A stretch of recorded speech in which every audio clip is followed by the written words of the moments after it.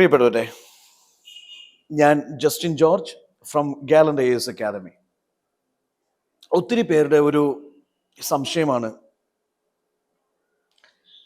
Civil service exam സാധാരണക്കാരായ വിദ്യാർത്ഥികൾക്ക് clear ചെയ്യാൻ പറ്റുമോ എന്നുള്ളത്.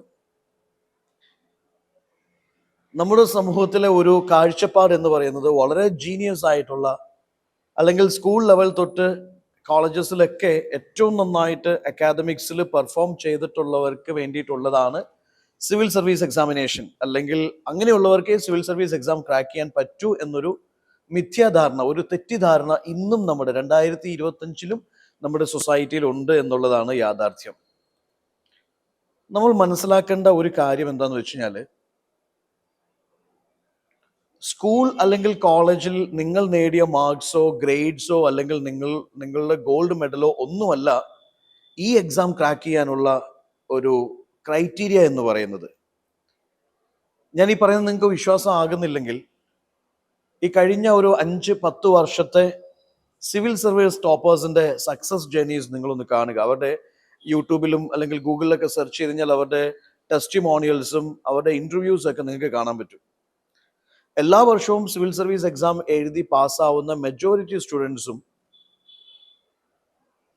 അവരുടെ സ്കൂൾ കോളേജസിൽ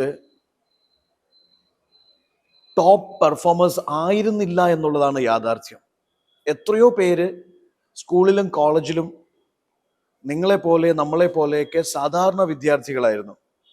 ഒരു ആവറേജോ സംടൈംസ് ബിലോ ആവറേജോ ലെവലിൽ നിന്ന് ഒരുപാട് പേർ ഈ എക്സാം ക്രാക്ക് ചെയ്തിട്ടുണ്ട്. അപ്പോൾ ആദ്യം തന്നെ എനിക്ക് നിങ്ങളോട് പറയാനുള്ളത്, നിങ്ങളുടെ ബാക്ക്ഗ്രൗണ്ട്സ് എന്തുമായിക്കോട്ടെ, ചിലപ്പോൾ നിങ്ങൾ സ്കൂളിൽ നല്ലോണം പെർഫോം ചെയ്തിട്ടുണ്ടാവില്ല, കോളേജിൽ നല്ലോണം പെർഫോം ചെയ്തിട്ടുണ്ടാവില്ല, ചിലപ്പോൾ കോളേജിൽ സപ്ലീസ് ഉണ്ടായിരുന്നായിരിക്കാം, അല്ലെങ്കിൽ വേണ്ട രീതിയിലുള്ള അക്കാദമിക്സിലുള്ള അപ്രീസിയേഷൻ നിങ്ങൾക്ക് കിട്ടിയിട്ടുണ്ടാവില്ല, പല കാരണങ്ങൾ കൊണ്ട് നന്നായിട്ട് പഠിക്കാൻ പറ്റിയിട്ടുണ്ടാവില്ല. എന്ന കാരണങ്ങൾ കൊണ്ട് ഒരു കാരണവശാലും നിങ്ങൾ സിവിൽ സർവീസസ് എന്നൊരു മോഹം തട്ടിക്കളയാൻ നിൽക്കരുത്. ചിലപ്പോൾ നമുക്ക് ചുറ്റുമുള്ള ആൾക്കാരും പറയും, സിവിൽ സർവീസ് നിന്നെ പോലുള്ളവർക്ക് വേണ്ടിയിട്ടുള്ളതല്ല, കുറച്ചും കൂടി ജീനിയസ് ലെവലുള്ള ആൾക്കാർക്ക് വേണ്ടിയിട്ടുള്ളതാണ് എന്ന് പറയുന്നു. പക്ഷെ ഈ പറയുന്ന ആൾക്ക് പോലും വ്യക്തമായിട്ട് ഇതിന്റെ സിലബസ് എന്താണെന്നോ ഡിമാൻഡ് എന്താണെന്നോ അറിയത്തില്ല എന്നുള്ളതാണ് യാഥാർത്ഥ്യം. സിവിൽ സർവീസ് നിങ്ങളുടെ IQ ടെസ്റ്റ് ചെയ്യുന്ന ഒരു എക്സാം അല്ല. Please understand, civil service IQ test ചെയ്യുന്ന ഒരു എക്സാം അല്ല. പ്രാക്ടിക്കലി ഇവിടെ നടക്കുന്ന പ്രോബ്ലംസിനൊക്കെ സൊല്യൂഷൻസ് കണ്ടെത്താൻ, ഇൻസ്റ്റന്റ് ആയിട്ട് ഡിസിഷൻസ് എടുക്കാൻ കഴിവുള്ള, കാര്യങ്ങളെ സമഗ്രമായിട്ട് വിശകലനം ചെയ്യാൻ കഴിവുള്ള, അല്ലെങ്കിൽ പ്രസൻസ് ഓഫ് മൈൻഡ് അപ്ലൈ ചെയ്യാൻ കഴിവുള്ള ഒരു കൂട്ടം ആൾക്കാരെ സെലക്ട് ചെയ്യാനുള്ള ഒരു എക്സാം ആയിട്ട് നമുക്ക് വേണമെങ്കിൽ സിമ്പിൾ ആയിട്ട് ഇതിനെ വിശേഷിപ്പിക്കാം. 2026 നിങ്ങൾ ഈ എക്സാം ക്ലിയർ ചെയ്യാൻ ആഗ്രഹിക്കുന്നുണ്ടെങ്കിൽ, ഓൾമോസ്റ്റ് ഒരു 10 മാസം നിങ്ങളുടെ മുമ്പിലുണ്ടെങ്കിൽ, നിങ്ങൾ എന്താണ് ചെയ്യേണ്ടതെന്ന് വെച്ച് കഴിഞ്ഞാൽ, ആദ്യത്തെ 1-2 മാസം ഇതിന്റെ ബേസിക്സ് ബിൽഡ് ചെയ്യാനായിട്ട് ഇൻവെസ്റ്റ് ചെയ്യുക. സിവിൽ സർവീസ് എക്സാമിന് നമുക്ക് പഠിക്കാനുള്ള സബ്ജക്ട്സ് എന്ന് പറയുന്നത് ഹിസ്റ്ററി, ജോഗ്രഫി, പോളിറ്റി, എൻവയോൺമെന്റൽ science, general science, economy, current affairs പോലുള്ള സംഭവങ്ങളാണ് നമുക്ക് പഠിക്കാനുള്ളത്. കോർ സബ്ജക്ട്സ് ഇതൊക്കെയാണ്. മെയിൻസിലേക്ക് വരുമ്പോൾ കുറച്ച് അഡീഷണൽ കാര്യങ്ങൾ പഠിക്കാനുണ്ടെങ്കിലും പ്രിലിംസിലും മെയിൻസിലും സാധാരണമായിട്ട് ഓവർലാപ്പ് ചെയ്ത് വരുന്ന കോർ സബ്ജക്ട്സ് ഇതൊക്കെയാണ്. ഏറ്റവും കൂടുതൽ ക്വസ്റ്റ്യൻസ് ചോദിക്കുന്നതും ഇതിൽ നിന്നാണ്. ഇപ്പോൾ history, geography, polity, environment, economy അല്ലെങ്കിൽ science and tech, current affairs പോലുള്ള സബ്ജക്ട്സിൽ നിന്നാണ് പ്രിലിംസിനും മെയിൻസിനും ഏറ്റവും കൂടുതൽ ക്വസ്റ്റ്യൻസ് ചോദിക്കുന്നത്. അതുകൊണ്ട് തന്നെ പിന്നെ മറ്റൊരു സംഭവം എന്ന് വെച്ചാൽ കോൺസെപ്റ്റൽ ക്വസ്റ്റ്യൻസ് ആണ്, അനാലിറ്റിക്കൽ ക്വസ്റ്റ്യൻസ് ആണ്. നിങ്ങളുടെ മെമ്മറി പവർ ടെസ്റ്റ് ചെയ്യുന്ന എക്സാം അല്ല ഇത്. കുറേ ഫാക്ട് കാണാപ്പാഠം പഠിച്ച് എഴുതി വെക്കുന്ന എക്സാം അല്ല ഇത്. അപ്പൊ കോൺസെപ്റ്റ് അറിയില്ലെങ്കിൽ, കാര്യങ്ങളെക്കുറിച്ച് അതിന്റെ ബേസിക് ഫണ്ട അല്ലെങ്കിൽ അതെന്താണ് മീൻ ചെയ്യുന്നത് എന്ന് അറിയില്ലെങ്കിൽ ഒരു പക്ഷെ നിങ്ങൾ എക്സാമിൽ പാളിപ്പോയേക്കാം. അതുകൊണ്ട് ഇവിടെ ആദ്യം ചെയ്യേണ്ട ഒരു കാര്യം, ഏതൊരു വിദ്യാർത്ഥിയും, നിങ്ങൾ ആവറേജ് ആയിക്കോട്ടെ, ബിലോ ആവറേജ് ആയിക്കോട്ടെ, എബോവ് ആവറേജ് ആയിക്കോട്ടെ, സിവിൽ സർവീസ് എക്സാമിലേക്ക് വരുമ്പോൾ അല്ലെങ്കിൽ ഇതിന്റെ പരിശീലനം തുടങ്ങുമ്പോൾ ആദ്യം 1-2 മാസം നിങ്ങൾ ചെയ്യേണ്ട കാര്യം ഇതിന്റെ ഫൗണ്ടേഷൻ സ്ട്രോങ് ആക്കുക എന്നുള്ളതാണ്. അതിന് ഏറ്റവും നല്ല സൊല്യൂഷൻ എന്ന് പറയുന്നത് NCERT ബുക്സ് ആണ്. ഈ 6ാം ക്ലാസ് തൊട്ട് 12ാം ക്ലാസ് വരെയുള്ള NCERT ബുക്സ് മസ്റ്റ് ആയിട്ടും നിങ്ങൾ വായിച്ചിരിക്കണം. അതൊരു 2 മാസത്തെ പ്ലാൻ സെറ്റ് ചെയ്തോളൂ, അല്ലെങ്കിൽ 1.5 മാസത്തെ പ്ലാൻ സെറ്റ് ചെയ്തോളൂ. കോർ സബ്ജക്ട്സ് 4-5 സബ്ജക്ട്സേ ഉള്ളൂ. അതിന് നിങ്ങൾക്ക് നല്ലൊരു മെന്റർ ഉണ്ടെങ്കിൽ, ഗ്രൂപ്പ് ഓഫ് മെന്റേഴ്സ് ഉണ്ടെങ്കിൽ അവരുടെ സഹായത്തോടു കൂടി എൻ സി ആർ ടിയിൽ ഏതെല്ലാം ബുക്സ് വായിക്കണം, ഏതെല്ലാം ചാപ്റ്റേഴ്സ് വായിക്കണം, എങ്ങനെ വായിക്കണം, അല്ലെങ്കിൽ എന്താണ് നിങ്ങൾ ഫോക്കസ് ചെയ്യേണ്ടത് എന്ന് ചോദിച്ച് മനസ്സിലാക്കി ഒരു 1.5 മാസം കൊണ്ട് N C R T books finish ചെയ്യുക.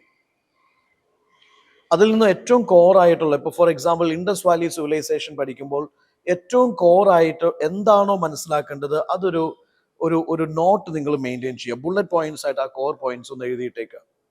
അങ്ങനെ 1.5-2 മാസം കൊണ്ട് N C R T finish ചെയ്തതിന് ശേഷം അഡ്വാൻസ്ഡ് ബുക്സിലേക്ക് വരിക. ഈ പറയുന്ന ലക്ഷ്മികാന്തും ശേഖർ ബന്ദോപധ്യായും ജിസി ലിയോണും അല്ലെങ്കിൽ ഡി ഡി ബസു പോലുള്ള അഡ്വാൻസ്ഡ് ബുക്സിലേക്ക് വരിക. അങ്ങനെ നോക്കിക്കഴിഞ്ഞാൽ ഏറ്റവും സ്റ്റാൻഡേർഡ് ആയിട്ട് നിങ്ങൾ വായിക്കേണ്ട ഒരു 10-15 ബുക്സ് ഉണ്ട്. അപ്പോൾ ഈ ബുക്സ് വായിച്ച് അതിൽ നിന്ന് നോട്ട് എഴുതി പ്രിപ്പയർ ചെയ്യുന്ന ഒരു പ്രോസസ്സിലേക്കാണ് അടുത്ത ഘട്ടത്തിൽ നമ്മൾ പോകുന്നത്. അപ്പോൾ ഈ സെക്കൻഡ് സ്റ്റേജ് അല്ലെങ്കിൽ ആദ്യത്തെ 2 മാസം കഴിഞ്ഞ് പിന്നെ പോകുന്ന, അല്ലെങ്കിൽ പിന്നെ നമ്മൾ സെറ്റ് ചെയ്യുന്ന ഒരു 5 അല്ലെങ്കിൽ 6 മാസം വളരെ ക്രൂഷ്യലാണ്. ആ സമയം കൊണ്ടാണ് നമ്മൾ ഈ അഡ്വാൻസ്ഡ് സ്റ്റഡീസ് ഒക്കെ ഫിനിഷ് ചെയ്യുന്നത്, അല്ലെങ്കിൽ സിലബസ് ഭംഗിയായിട്ട് ഫിനിഷ് ചെയ്യുന്നത് ആ ഒരു സമയത്താണ്. അവിടെ നമ്മൾ ചെയ്യുന്നത് എന്താ വെച്ചാൽ, കൃത്യമായിട്ട് ഇപ്പൊ നിങ്ങൾക്ക് ബുക്സ് വായിച്ച് പഠിക്കുന്ന ഒരു സംഭവം ബുദ്ധിമുട്ടാണെന്നുണ്ടെങ്കിൽ തീർച്ചയായിട്ടും നിങ്ങൾക്ക് കോച്ചിങ് സെന്റേഴ്സിനെ അപ്രോച്ച് ചെയ്യാം, അല്ലെങ്കിൽ അങ്ങനെയുള്ള മെന്റേഴ്സിനെ അപ്രോച്ച് ചെയ്യാം, അവരുടെ ക്ലാസ്സസും മെറ്റീരിയലും അപ്രോച്ച് ചെയ്യാം. അത് നമ്മുടെ പഠനം കുറേം കൂടി ഈസി ആക്കും. നല്ലൊരു കോച്ചിങ് സെന്ററോ നല്ലൊരു അക്കാദമിയോ അല്ലെങ്കിൽ ഗ്രൂപ്പ് ഓഫ് മെന്റേഴ്സോ വന്നു കഴിഞ്ഞാൽ നിങ്ങളുടെ പ്രിപ്പറേഷൻ കുറേം കൂടി ഈസി ആക്കും. ഇപ്പോൾ അഡ്വാൻസ്ഡ് സ്റ്റേജിൽ നിങ്ങൾ അഡ്വാൻസ്ഡ് ബുക്സ് വായിക്കുന്നു, അല്ലെങ്കിൽ ഏറ്റവും ഇമ്പോർട്ടൻ്റ് ആയിട്ടുള്ള സബ്ജക്ട്സും അതിൻ്റെ പ്രധാനപ്പെട്ട ബുക്സും നോട്ട്സ് മേക്കിങ്ങും കാര്യങ്ങളെല്ലാം അവിടെയാണ് നിങ്ങൾ കവർ ചെയ്യുന്നത്. അതിനോടൊപ്പം ഡെയിലി ഹാബിറ്റ് ആയിട്ട് നമ്മൾ ന്യൂസ് പേപ്പർ വായിക്കുന്നു. ന്യൂസ് പേപ്പറിൽ ഫോക്കസ് ചെയ്യേണ്ടത് എപ്പോഴും ഒരു പർട്ടിക്കുലർ ന്യൂസ് വായിക്കുമ്പോൾ അതിലെ ഇഷ്യൂ എന്താണെന്ന് ഫോക്കസ് ചെയ്യുക, അതിൻ്റെ റെലവൻസ് എന്താണ്, അതിൻ്റെ കോർ കാരണങ്ങൾ എന്തൊക്കെയാണ്, അതിൻ്റെ വേ ഫോർവേഡ് എന്താണ്, വാട്ട് ഈസ് നെക്സ്റ്റ്, ഇങ്ങനെയുള്ള കാര്യങ്ങളാണ് നമ്മൾ ഫോക്കസ് ചെയ്യേണ്ടത്. അപ്പോൾ ന്യൂസ് പേപ്പർ വായിക്കുമ്പോഴും മെയിനായിട്ട് എഡിറ്റോറിയൽ പേജസ്, സയൻസ് പേജസ് അല്ലെങ്കിൽ ഇന്റർനാഷണൽ പേജൊക്കെയാണ് നമ്മൾ ഫോക്കസ് ചെയ്യേണ്ടത്. അപ്പൊ ന്യൂസ് പേപ്പർ വായന എല്ലാ ദിവസവും ഒരു 1.5 മണിക്കൂർ 2 മണിക്കൂർ അതിനുവേണ്ടി മാറ്റി വെക്കുക. പിന്നെ ഈ പറഞ്ഞ 2 മാസം കഴിഞ്ഞിട്ടുള്ള 6 മാസത്തെ സമയത്ത് 2 മണിക്കൂർ ന്യൂസ് പേപ്പറിന് ഡെയിലി കൊടുക്കുന്നു. ബാക്കിയുള്ള സമയം പ്രോപ്പറായിട്ട് ഡിവൈഡ് ചെയ്ത് നിങ്ങൾ ഈ അഡ്വാൻസ്ഡ് ബുക്സ് അല്ലെങ്കിൽ ഈ കോർ സബ്ജക്ട്സും അതിന്റെ ബുക്സ് വായിച്ച് നോട്ട് എഴുതി പ്രിപ്പയർ ചെയ്യുന്ന ഒരു പ്രോസസ്സിലേക്ക് മാറ്റി വെക്കുക. അതിനൊരു 4 to 6 അവേഴ്സ് വേണ്ടി അതിനുവേണ്ടി കൊടുക്കാം.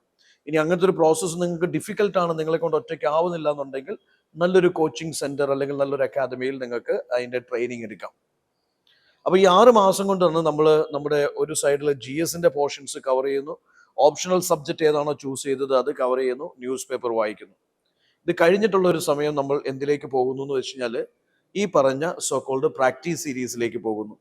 പ്രാക്ടീസ് സീരീസ് എന്ന് പറയുന്നത് പ്രിലിംസിന്റെ മെയിൻസിന്റെ ഒക്കെ ക്വസ്റ്റ്യൻസ് എടുത്തിട്ട് നമ്മളത് പ്രാക്ടീസ് ചെയ്ത് റിവിഷൻ ചെയ്ത് നമ്മൾ പഠിച്ച കാര്യങ്ങൾ അതിനെ അപ്ലൈഡ് ആവുന്ന, അല്ലെങ്കിൽ അതിനെ അപ്ലൈ ചെയ്യാൻ പറ്റുന്ന ഒരു ലെവലിലേക്ക് നമ്മൾ പോകുന്നു.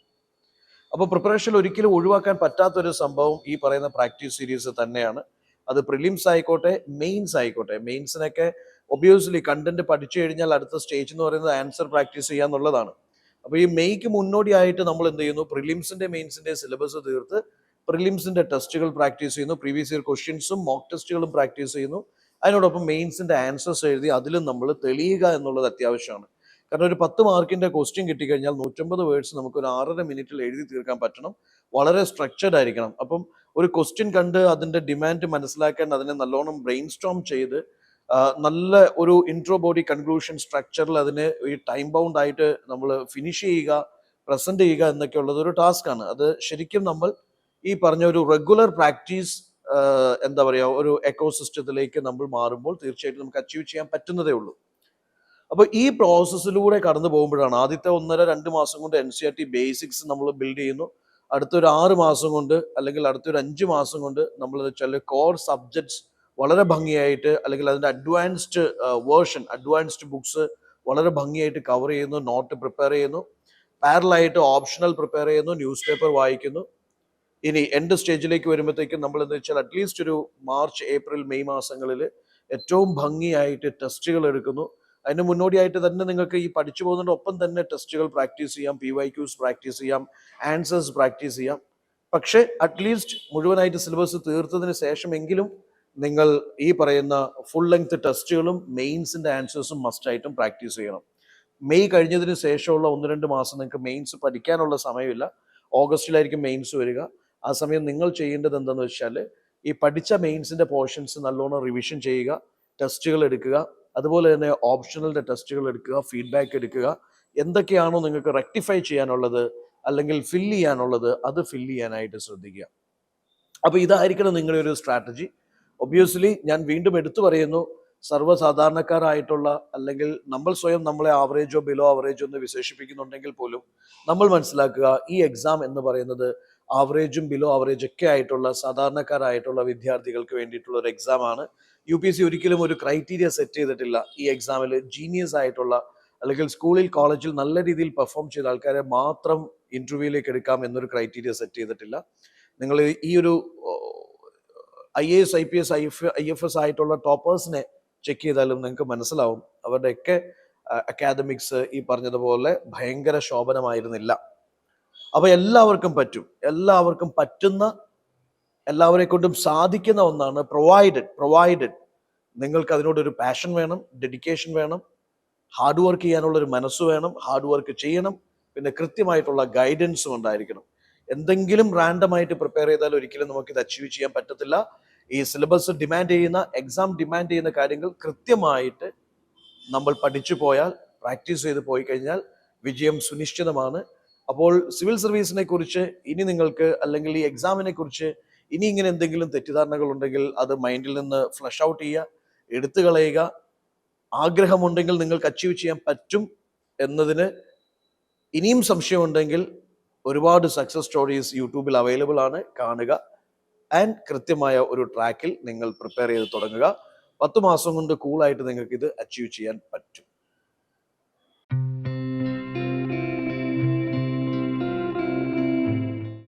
Gallant IAS, chasing your passion to ace.